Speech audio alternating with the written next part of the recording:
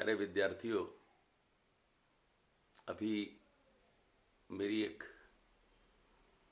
2-3 साल पहले पढ़ाई हुई एक स्टूडेंट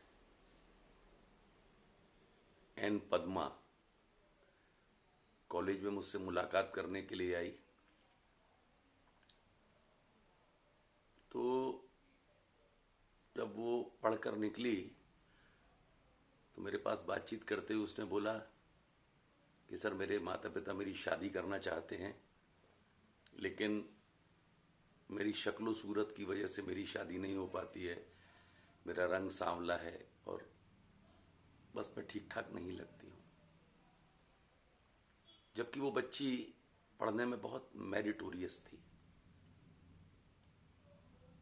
और मैंने उसे उस समय कुछ समझाया था, वो मुझे याद नहीं था। तो उस लड़की ने, एन पद्मा ने, क्योंकि मेरी माँ का नाम भी पद्मा था, तो शायद क्लास में जब इस तरह का कोई वाक्य होता है, ऐसा नाम आता है, तो मेरा नेचुरल वे में अफेक्शन उस नाम से हो जाता है।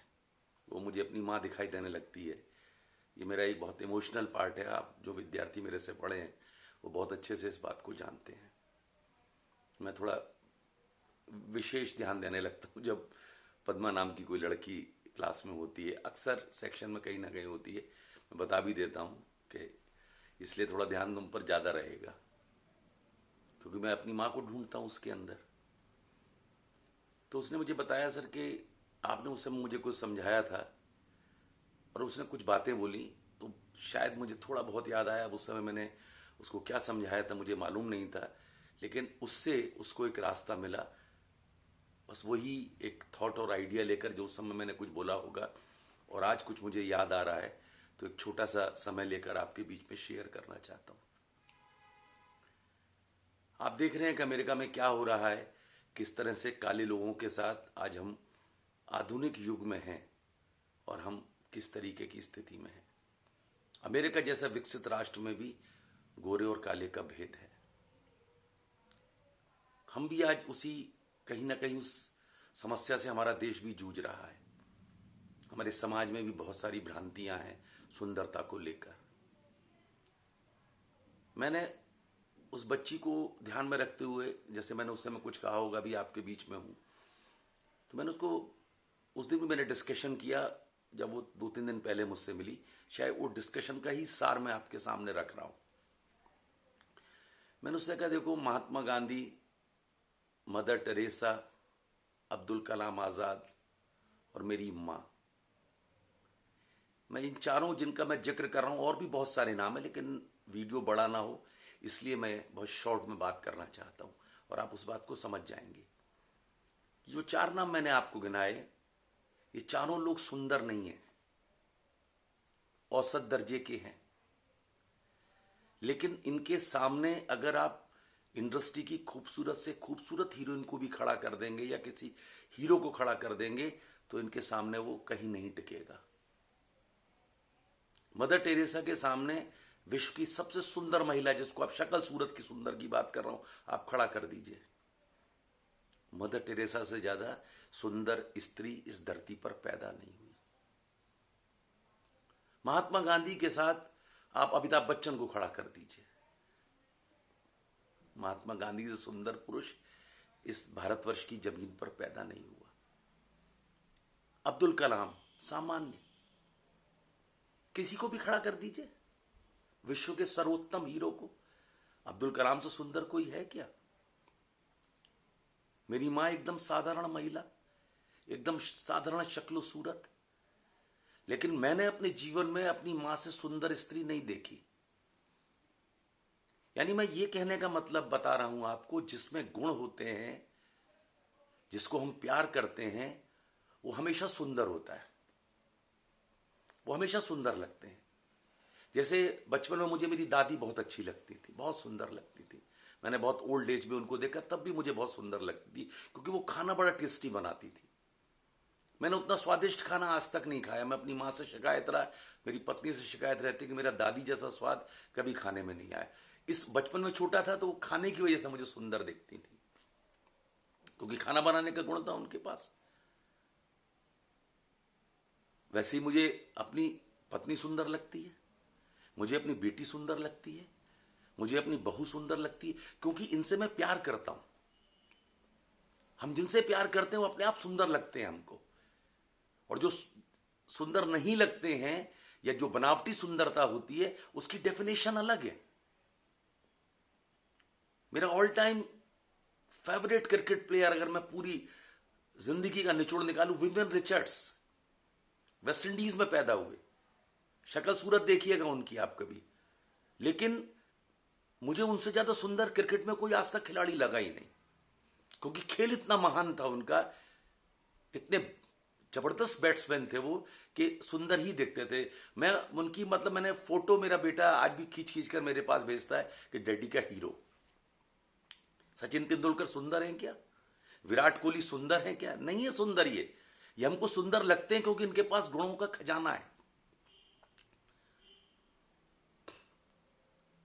पीटी उषा सुंदर है क्या? लेकिन कितनी सुंदर लगती हैं, कितने मेडल जीते हैं। तो वो जो चेहरे की जो सुंदरता है वो एक क्षणिक होती है, लेकिन जो स्थायी सुंदरता है वो तो गुणों से आती है, किसी भी गुणों से आती है। किसी की भी शक्लो सूरत बहुत दिनों तक काम नहीं करती है।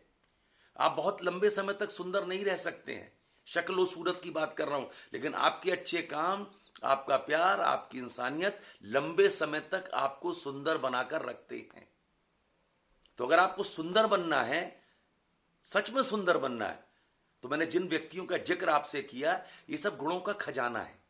इसलिए हमको सुंदर दिखते हैं, इनको हम देखना चाहते हैं। इसलिए नहीं देखना चाहते कि इनकी शक्ल अच्छी है। जिनका भी मैंने जिक्र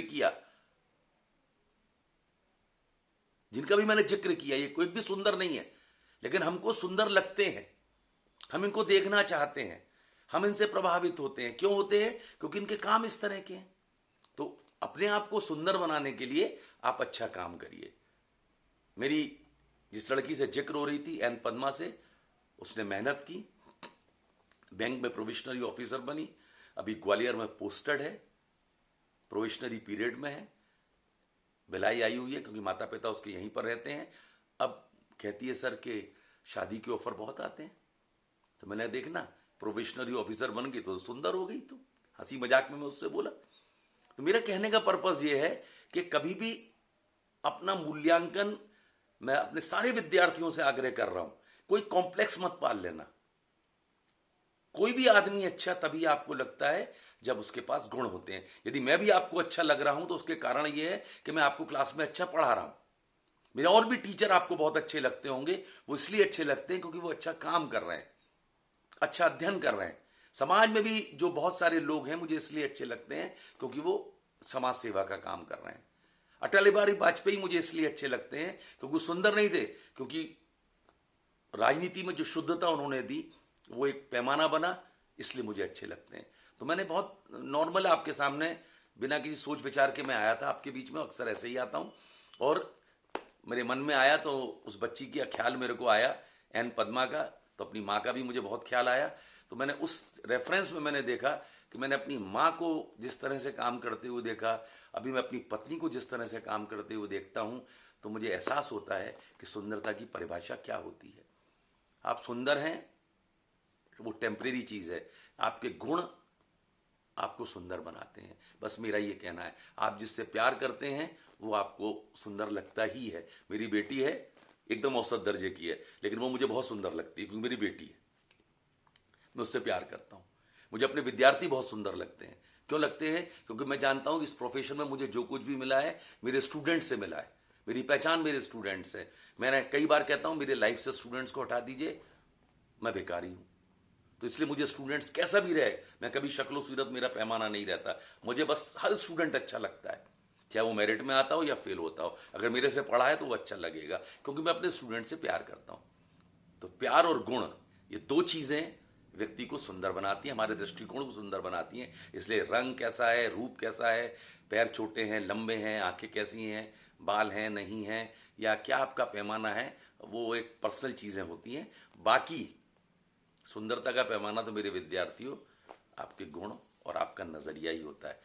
आपने निश्चित तौर पर, मैंने बहुत शॉर्ट में आपको समझाया है, आपने मेरे विचार को सुना होगा, समझा होगा और गहराई से करिएगा और उस पर काम करिएगा। मैं अपने मैं अपने विद्यार्थियों से ही आग्रह करता हूं, क्योंकि वो मुझे समझते हैं।